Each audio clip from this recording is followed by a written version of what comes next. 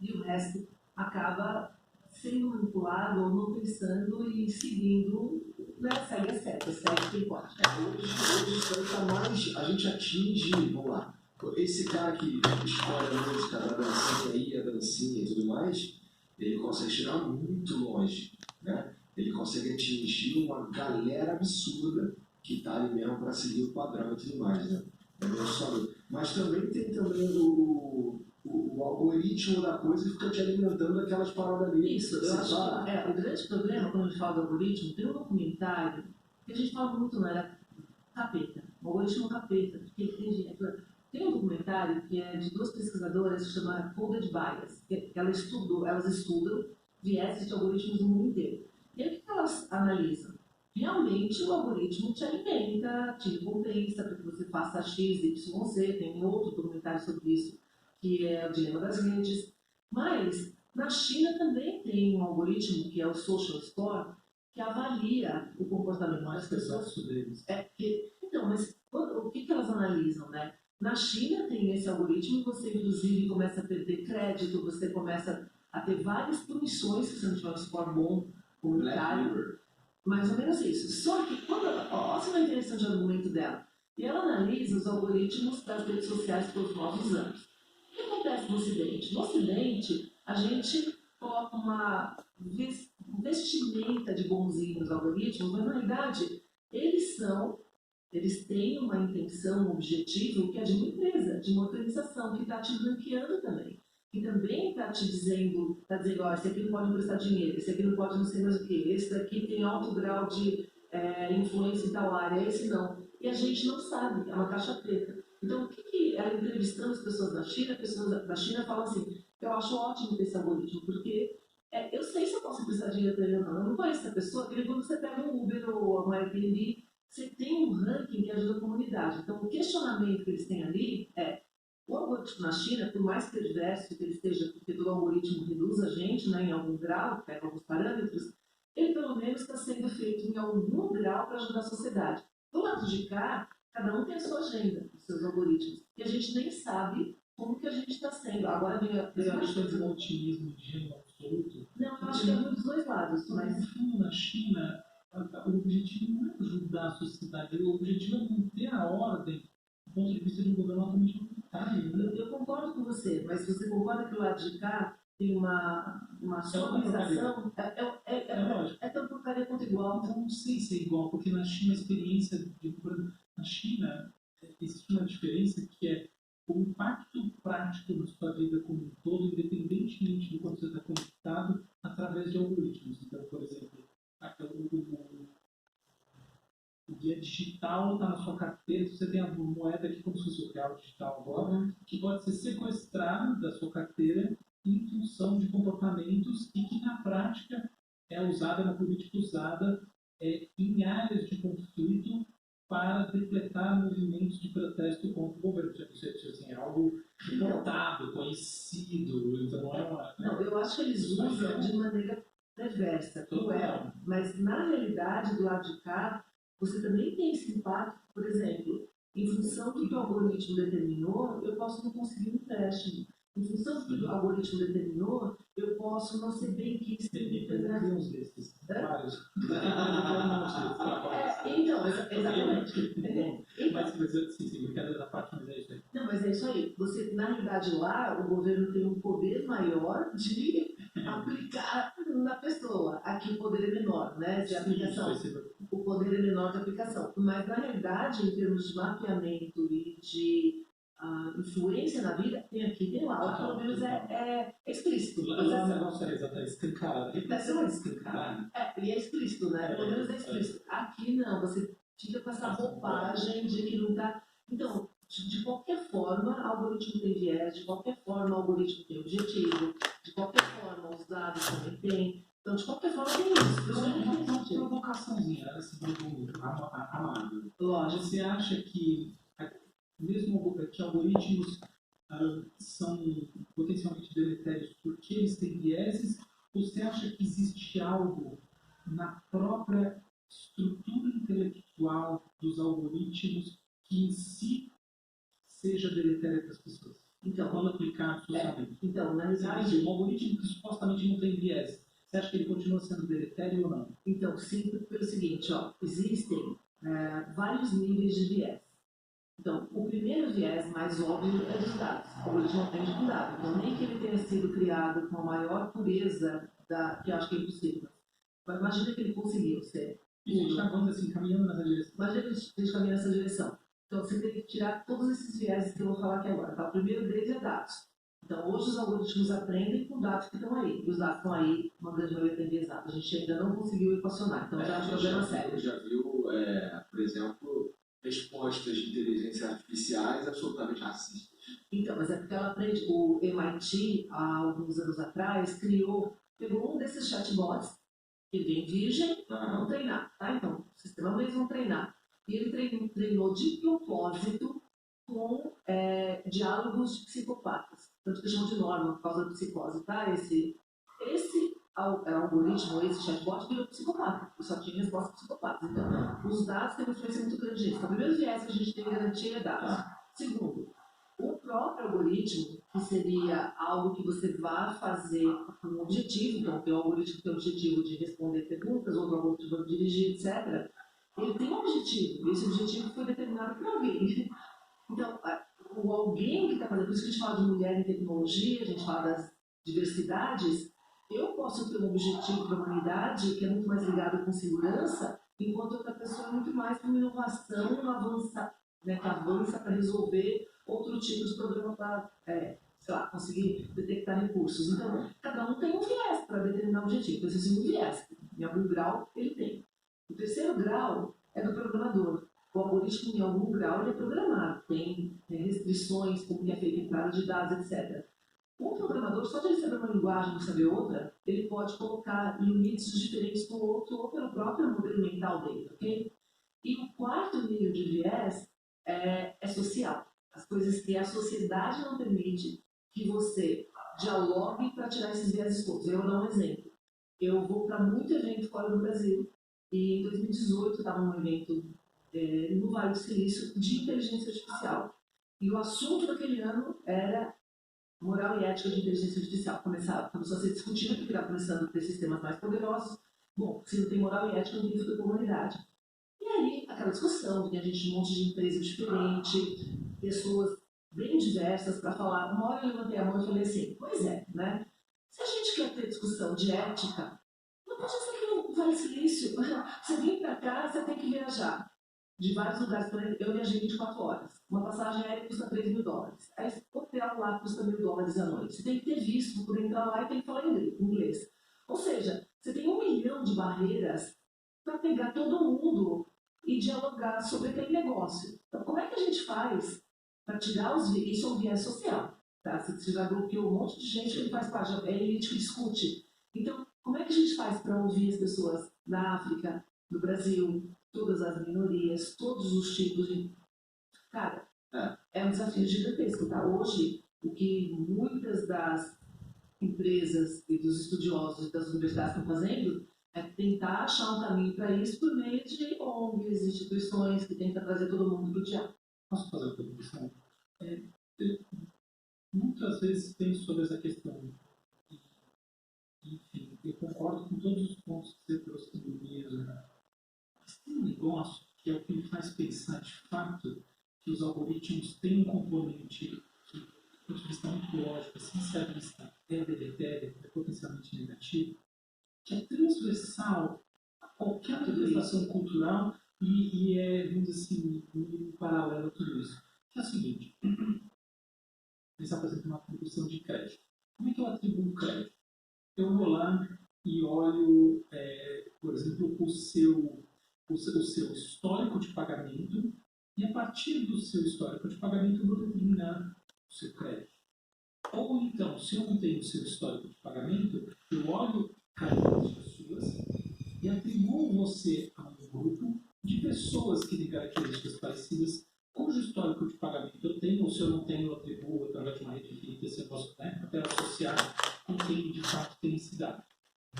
Filosoficamente, o que isso significa é que eu estou assumindo que o futuro se simplesmente recria o passado.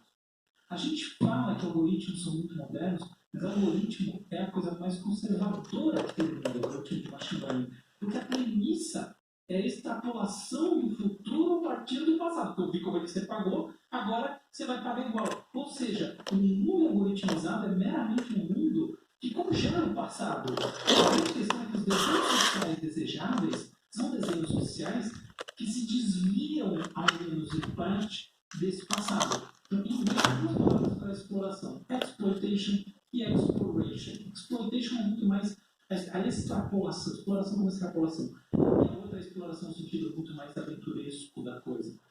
A gente pode dizer o seguinte, que a base do desenho algorítmico, tá? Ou supervisionado, ou não supervisionado, etc., é sempre, ou seja, aquele que aprende a fazer um negócio que tem recompensa, aquele que junta padrões, etc., é simplesmente extrapolação de estados passados num tempo futuro, para a projeção de um tempo futuro.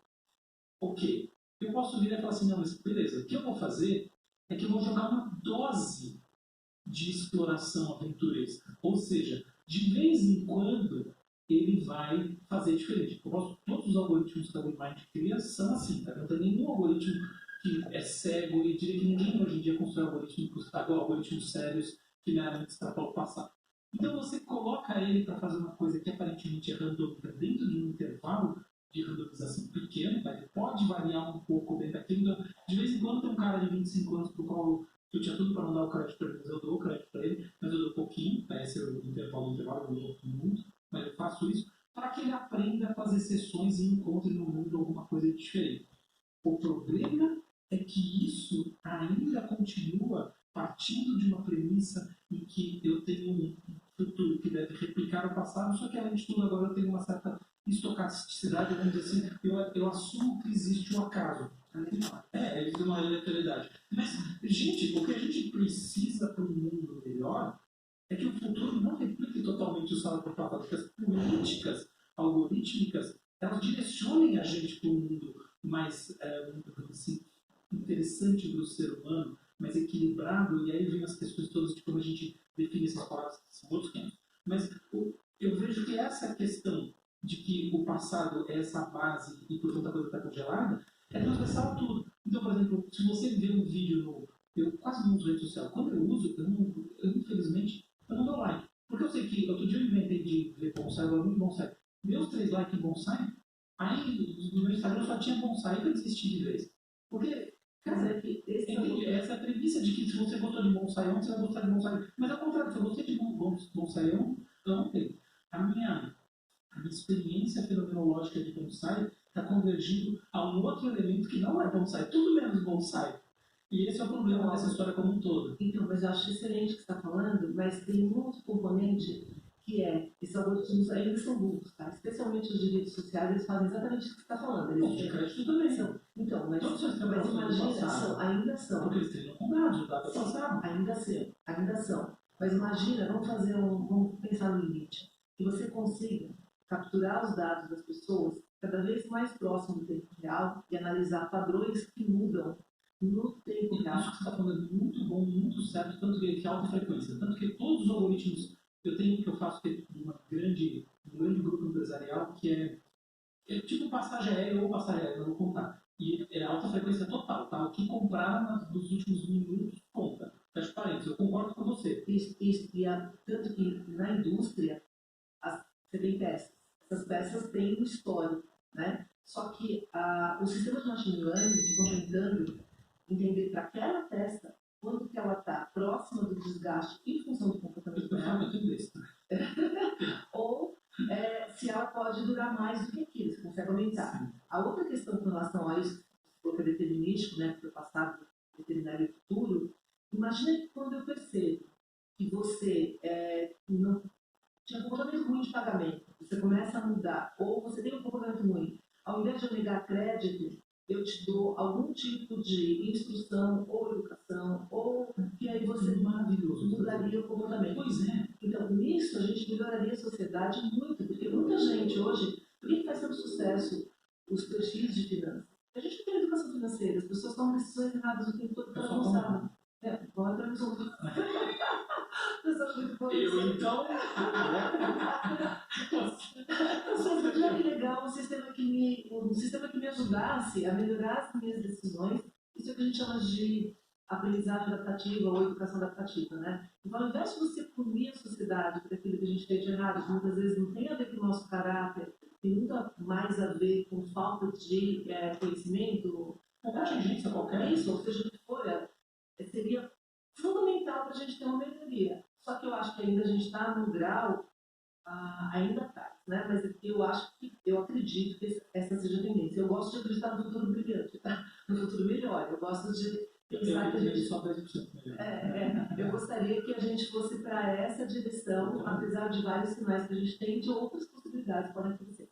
Mas eu gosto de acreditar nisso, que a gente está criando essas tecnologias para, como você falou também, quando as pessoas falam, não, a gente está vendo, gente, na melhor época da história da humanidade. Se pegar todos os nichos, a gente está na melhor época. Então, ok, tem problemas? Tem muitos, tem que consertar? Tem, é para isso que a gente está aqui. E o nível de consciência também aumentou bastante. Se você pegar a consciência humana hoje de sustentabilidade, de diversidade, A gente destruiu muito mais.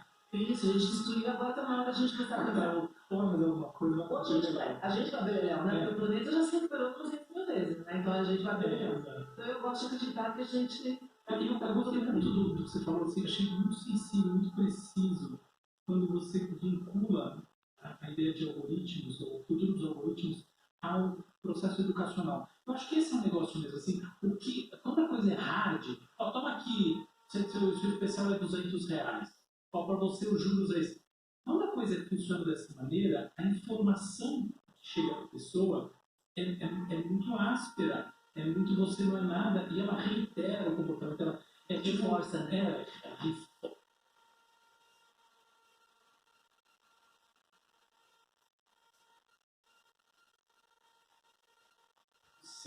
Então, o grande lance, eu acho que o futuro dessa área está muito ligado ao futuro da educação mesmo. Só que não é a educação que a gente está acostumado, que vem na escola, que tem currículo. É uma outra forma de educação, mas eu acredito mesmo que nos próximos anos é isso que vai vir à tona. Algoritmos que te instruem sobre o que está acontecendo e te ajudam, ou também se ajudam com você, a fonte criadora, ou talvez a fonte patrocinadora, na busca de um interesse que talvez possa ter muito gentilmente chamar de comum, mas que é isso aí, que é esse interesse convergente. Como seria muito otimismo, né? Esse interesse convergente, com certeza. Então, eu acho que é isso. Mas no momento, então não é educacional, ele te cospe um número, te cospe um especial, te diz como é que você tem que pagar a sua dívida, te dá aquele conteúdo que é bonsai de novo, se você gostou de bonsai.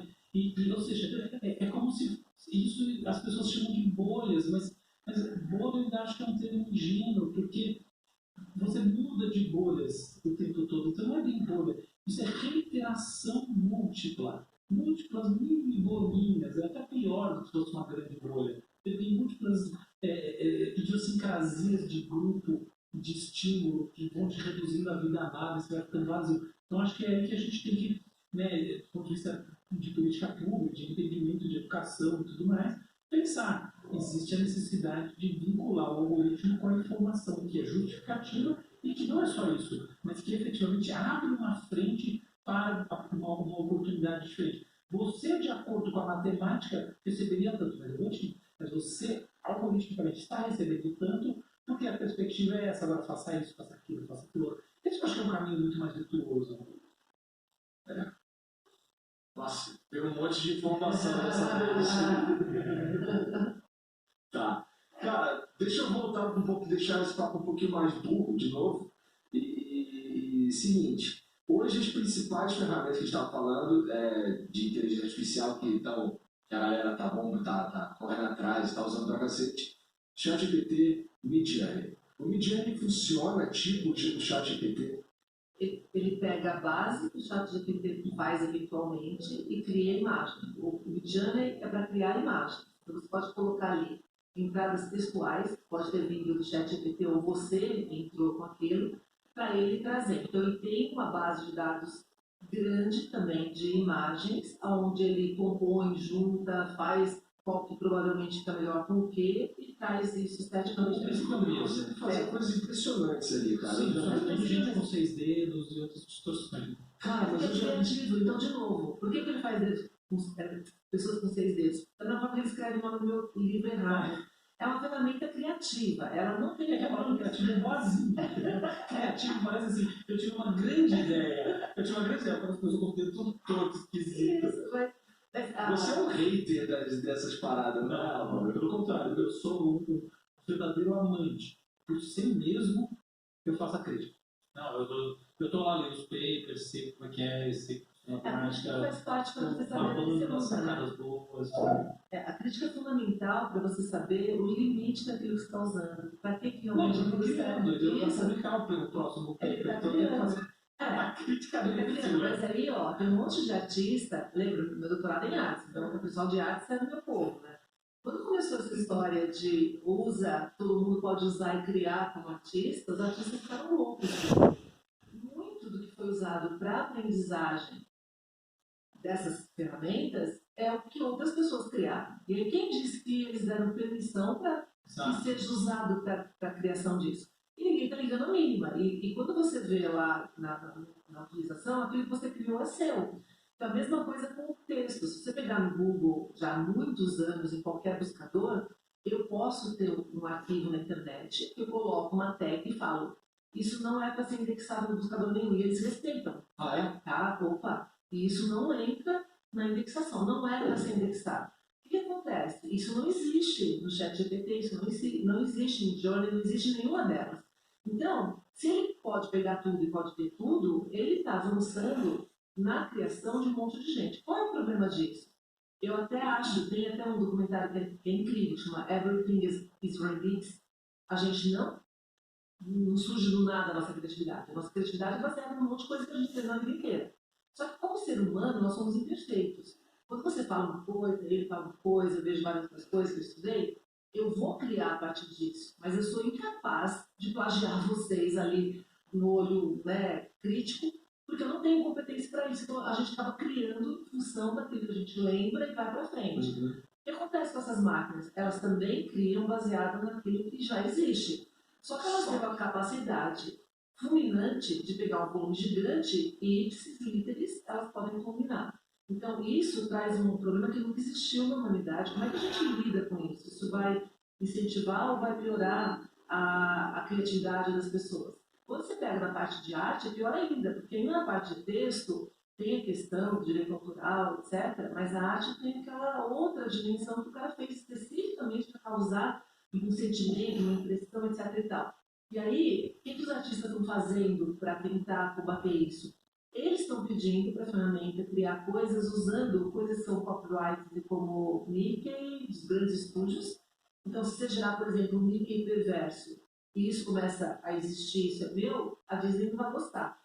Para que os grandes estúdios comecem a fazer pressão, uma regulamentação da criação de alguma tag, para você poder dizer isso não é uma coisa que é para ser colocada na aprendizagem de máquina. E aí também tem que fazer um alerta para quem está usando o ChatGPT, não coloque dados sensíveis ou informações classified, né, sigilosas, na ferramenta, porque ela está aberta para aprender, você não sabe para onde isso vai, se isso vai ser utilizado de alguma forma, que é porque uma coisa que você tem que é sigilosa da sua organização, ou é algo que não é para, ou ainda é inédito, no caso de papers, você coloca para ele validar, ou para ele melhorar o inglês, ou para ele fazer alguma coisa diferente, e você está contribuindo com aquilo em algum grau. Então, de novo, tem que tirar a ingenuidade no uso dessas ferramentas e entender como elas funcionam.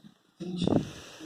Sobre o lance dos artistas e tal, e de pressão para regulamentar isso tudo aí, cara, eu realmente não sei o que pensar. Na verdade, a minha primeira reação é: porra, cara, não sei se precisa. Afinal, tudo que o robô consegue fazer é copiar, imitar. Não, ele reconstrói, ele faz Não, tudo bem, mas ele faz um mix de algo, coisas que já existem e tal, né? Então, sim, ele é capaz de criar uma parada. Muitas vezes se não. É mixagem que eu ia falar. E o que é criatividade? Isso porque às vezes a criatividade é mera recombinação. Pensa nas músicas do Gera Samba, não é uma música só? Coitado do Geração.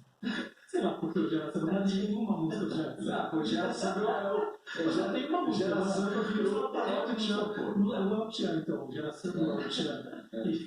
E a cadeia longa que segue não tem uma música só. Ou tem mais de uma? Mas é bom. Que maldade. Mas assim, tem um monte de músicas. Se a gente for parar pra pensar e analisar a música hoje. Você tá lembrando pela música só você mais que eu eu não lembro. É um monte da mesma música. Então, por exemplo, você vai pegar um cara de música clássica, por exemplo. Você tá falando um negócio muito sério. Eu falei brincando e eu não quero desprestigiar o sertanejo de Geração, nada disso, é pura brincadeira. Eu nem acho que é a minha música. Só é a minha música pra mim porque eu não conheço, tá? É pura ignorância. Mas eu sei que tá com medo de ser cancelado. Cancela! Eu só sou um velho professor, eu vou cancelar à vontade, eu não vou nem perceber. Mas, você acha? Eu vou nem mudar. Não, pô, você liga. Mas só te posso fazer esse comentário sério? Vai. É o seguinte, vamos lá. No mundo das construções que a gente chama de artísticas, a gente tem coisas que são 90 e tantos %, que basicamente prolongam o que um cara chamado Derrida, que só escrevia coisas incompreensíveis e que dá muito para parecer mais difícil do que é, chamava de escritura. Tá? Então, é o mundo do pós-modernismo. Tem uma fase do conhecimento chamada pós-modernismo, que era um grande truque, em certo sentido, e no meio desse truque tem umas verdades muito interessantes. Mas uma dessas verdades existe uma espécie de estilística, que é como se fosse uma assinatura do autor, que é a escritura. Então, por exemplo, o Salvador Dalí. O Salvador Dalí fazia muitas litografias, que eram basicamente cópias, tá? Então ele fazia um desenho, gerava cópias. Eu tenho Dalí. Um monte de gente